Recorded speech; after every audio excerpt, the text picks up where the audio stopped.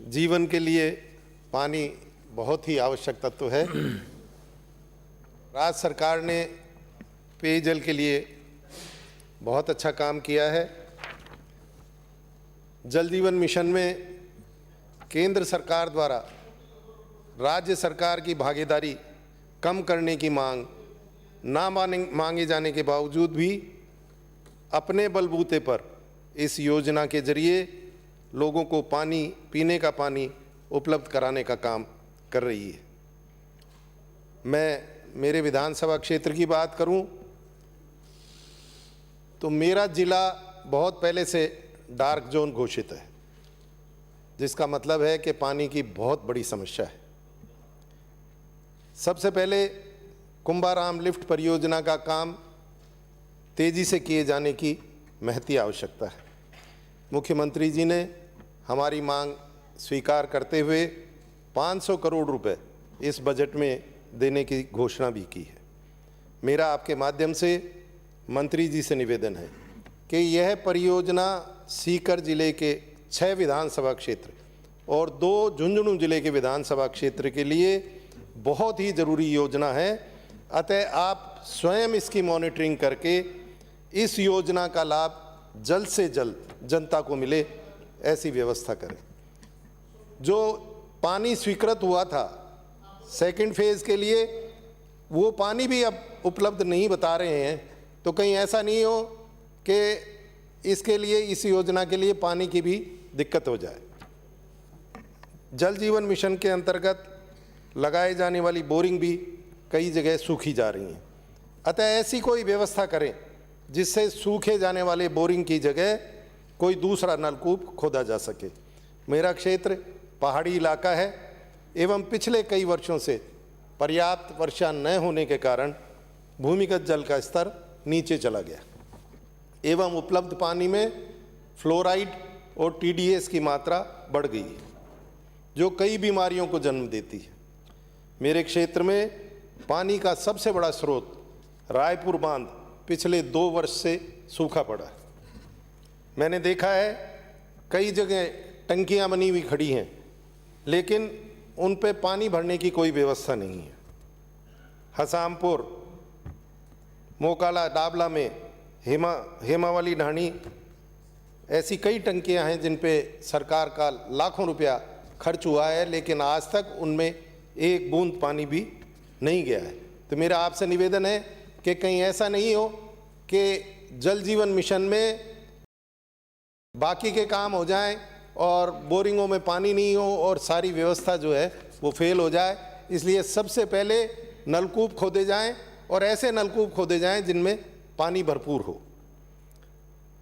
जल जीवन मिशन के तहत लगाए जाने वाले नलकूपों की साइट सिलेक्शन के लिए प्रत्येक जिले में एक कनिष्ठ भूवैज्ञानिक लगा हुआ है, जबकि लगाए जाने वाले नलकूपों की संख्या बहुत ज़्यादा है एवं इनकी कमी की वजह से या तो नलकूप लगने में देरी होगी या इनकी कमी की वजह से गलत साइट पे नलकूप लगेगा। अतः मेरा मंत्री जी से निवेदन है कि जिलों में इनकी संख्या बढ़ाकर कम से कम 2 की जाए। पिछली सरकार ने सोलर के नलकूप लगाए थे। आप मुख्यमंत्री जी ने भी अपने प्रथम वर्ष में सोलर के नलकूप लगाए थे, जो बहुत ही कामयाब रहे। मेरा आपसे निवेदन है कि इस साल भी आप कम से कम एक विधानसभा क्षेत्र में, मेरे विधानसभा क्षेत्र में तो जहां पानी की ज़्यादा कमी है, 25 नलकूप सोलर के देने की कृपा करें।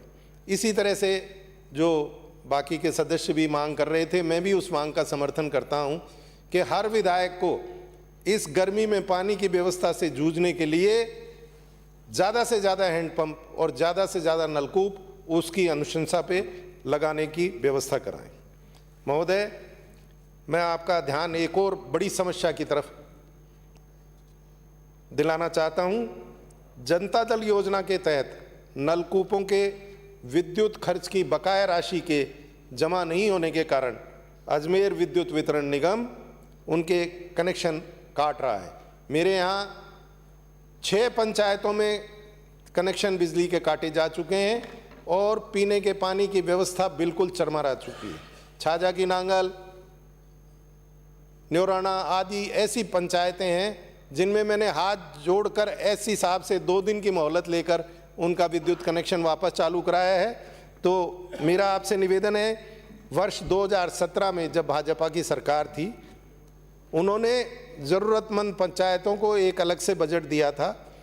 ऐसी ही व्यवस्था कोई इस वक्त की जाए कि जो ज़रूरतमंद पंचायतें हैं उनके बिजली के बिल जमा कराने के लिए उनको पैसा तुरंत उपलब्ध कराया जाए, जिससे कि आने वाली गर्मियों में जनता को पानी मिल सके।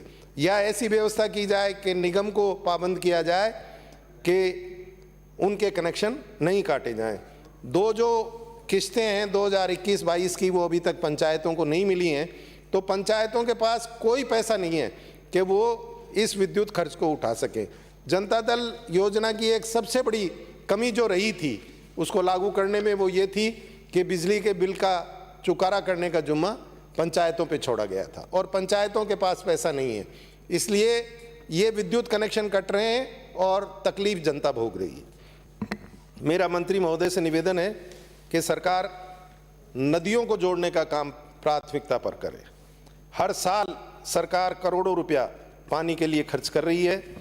नए नलकूप कुछ समय के बाद सूख जाते हैं। मैंने क्षेत्र में पूर्व में लगे नलकूप और हैंडपंपों का आंकड़ा देखा है और मुझे उसे देखकर इतना आश्चर्य हुआ है कि सरकार ने इतना रुपया सब जगह खर्च किया है, इसके बावजूद पानी की समस्या ज्यों की त्यों है। कारण स्पष्ट है कि पुराने सोर्स नकारा हो जाते हैं और सूख जाते हैं और नए सोर्स लगाए जाते हैं। अगर नदियों को आपस में जोड़ दिया जाएगा तो सूखे की और अतिवृष्टि की दोनों समस्याएं और उन पे होने वाला खर्च बचेगा एवं पुराने सारे सूखे नलकूपों में पानी आ जाने से पीने के पानी पे किए जाने वाला खर्च बचेगा और बजट में बचत होगी। ग्राउंड वाटर की अपनी सीमा है, अतः सरफेस वाटर को सहेजने के व उसकी बर्बादी रोकने के उपाय आवश्यक तौर पे किए जाने की आवश्यकता है।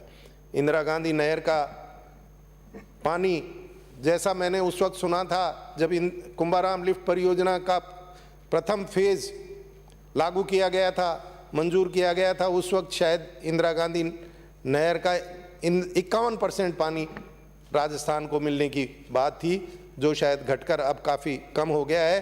तो अगर इन परियोजनाओं में और देरी की गई तो निश्चित तौर पे वो पानी कहीं और चला जाएगा और अपन उससे वंचित रह जाएंगे। महोदय, मेरे क्षेत्र में दूसरा बड़ा ब्लॉक पाटन है, जहाँ पर पंचायत समिति और तहसील का हेडक्वार्टर भी है।